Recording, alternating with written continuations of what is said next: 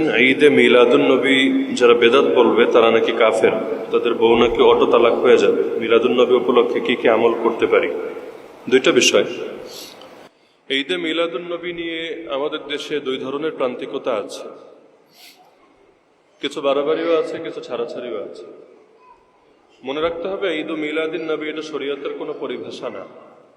আল্লাহ রাসূল সাল্লাল্লাহু আলাইহি ওয়াসাল্লামের পরিভাষায় মৌলিকভাবে দুটো ঈদের কথা আছে, রমজানের ঈদ এবং কোরবানির ঈদ। এছাড়া শাব্দিক অর্থের বিবেচনায় কিছু জিনিসকে ঈদ বলা হয়, যেমন শুক্রবার দিন সাপ্তাহিক ঈদ।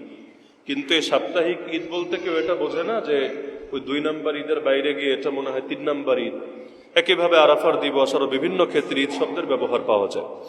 তাহলে শাব্দিক অর্থের বিবেচনায় কেউ যদি ঈদ ও মিলাদুন নবী শব্দ ব্যবহার করে তাহলে এটাকে অস্বীকার করার সুযোগ থাকে না, কারণ সে বোঝাতে চায় যে নবীর আগমনের জন্য খুশি, এতটুকু। কিন্তু ঝামেলা হলো যে কোনো ক্ষেত্রে কোনো শব্দ ব্যবহার করলে যদি ভুল বোঝাবুঝির আশঙ্কা থাকে, সেই ক্ষেত্রে এমন শব্দ ব্যবহার করাই ভালো যেটাতে ভুল বোঝাবুঝি থাকে না। একান্ত কেউ যদি ঈদ ও মিলাদুন নবী শব্দ ব্যবহার করেও, মূলত ঈদ ও মিলাদুন নবী আপনি যদি ডিকশনারি খোলেন দেখবেন আর অনুবাদ হলো ক্রিসমাস ডে। ওই যে বড়দিন, যেটা 25 ডিসেম্বর, এই বড়দিনটাকে আরবিতে ঈদ মিলাদুন নবী বলা হতো আগ থেকে। পরবর্তীতে যারা আল্লাহ রসুলের জন্মবার্ষিকী পালন করে তারাও একই শব্দ বেছে নিয়েছে, ভেবেছে খ্রিস্টানদের নবীও নবী, আমাদের নবীও নবী, আমাদের নবী তো আরো বড় নবী, তাহলে ওরা যদি ঈদ মিলাদুন নবী বলতে পারে আমরা বলতে কি সমস্যা? এখানে মূল বিষয়টা ক্লিয়ার থাকা দরকার। কেউ যদি আল্লাহ রসুল সাল্লাল্লাহু আলাইহি ওয়াসাল্লামের এই যে জন্ম হয়েছে রবিউল আউয়াল মাসে, এ উপলক্ষে রবিউল আউয়াল মাসে কিছু আলোচনা সভার আয়োজন করে, অথবা হামদনাত অনুষ্ঠানের আয়োজন করে, অথবা আল্লাহ রসুল সাল্লাল্লাহু আলাইহি ওয়াসাল্লামকে স্মরণ করার জন্য কুইজ প্রতিযোগিতা, সিরাত পাঠ ইত্যাদির আয়োজন করে, নিষেধ করার কোনো সুযোগ নেই, কোনো সুযোগ নেই। এখন কেউ যদি বলে সাহাবীরা কি করেছেন, তাবেঈরা করেছেন, তাবেঈরা করেছেন, আপনারা কিভাবে করেন?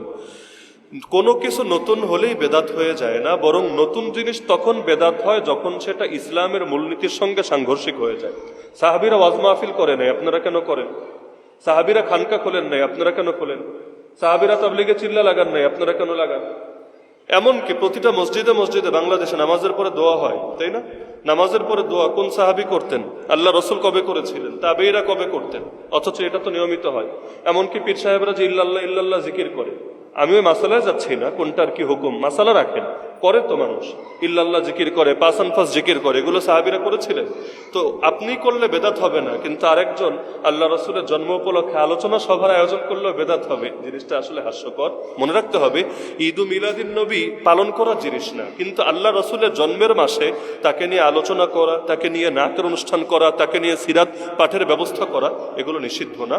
তো সীমার ভেতরে থেকে ইসলামের মূলনীতির সঙ্গে সাংঘর্ষিকতা না ঘটিয়ে কেউ যদি আল্লাহ রসুলের জন্মের মাসে, হিজরতের মাসে, ওফাতের মাসে তাকে স্মরণ করার কোনো ব্যবস্থা করে, এতে নিষেধাজ্ঞার কারণ নেই। সাহাবীরা আলাদা করে রবিউল আউয়াল এজন্য করতেন না, কারণ তারা সারা বছরই করতেন।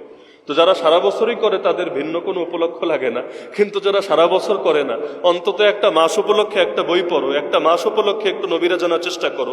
নাইমামার চাইতে কানামামা তো অন্তত ভালো। তো সীমার ভেতরে থাকলে সমস্যা না।